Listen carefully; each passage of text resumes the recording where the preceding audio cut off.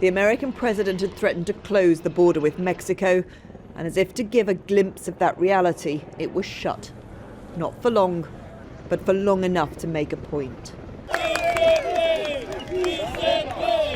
Yet those who have massed on the Mexican side of that frontier offered their own glimpse of the chaos they could bring to the country which now houses them.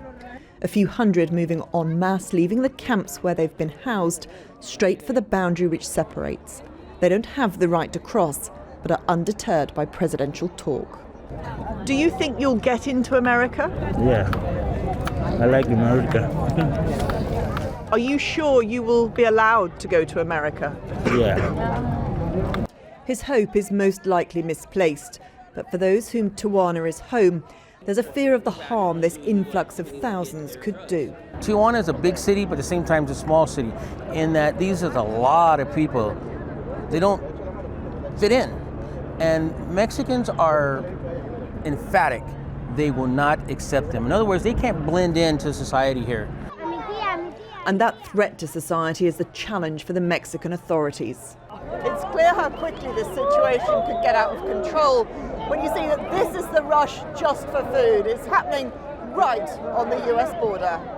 Coco News Time, 8 o'clock. This is San Diego's Morning News. I'm LaDonna Harvey. Migrants inching closer to the U.S. border as protests break out on the Mexican side. Coco. In the United States, the migrant caravan and the wish of thousands to enter the country has once again raised the immigration debate. LaDonna, how much concern is there about the situation on the Mexican border? There's a lot of mixed reaction. You see people who are vehemently opposed to any kind of border crossing of an illegal nature. You see people who are fans of those who are seeking asylum, and they understand that they're coming from very dark places, places where they don't really have a chance to raise a family and have a quality of life. There's a significant amount of sympathy, and there's a certain amount of resentment because of the way that this has come about once again. America's political climate has contributed to that feeling. Before the Trump administration, I would have said, yes, they probably will enter, because there was a policy called catch and release. They could try going through any other place other than a port of entry, such as a desert, river, and stream. As soon as they crossed across the U.S. border, they would stay and possibly be able to prevail on an immigration claim. Now, with the end of what's been called the catch and release program, I think the likelihood is even smaller. It's decades since the border was completely closed.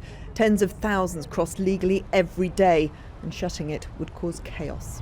The president knows this, but his threat is designed to ensure the Mexican authorities keep the crisis on their side, not his. Emma Murphy, News at 10 on the US-Mexico border.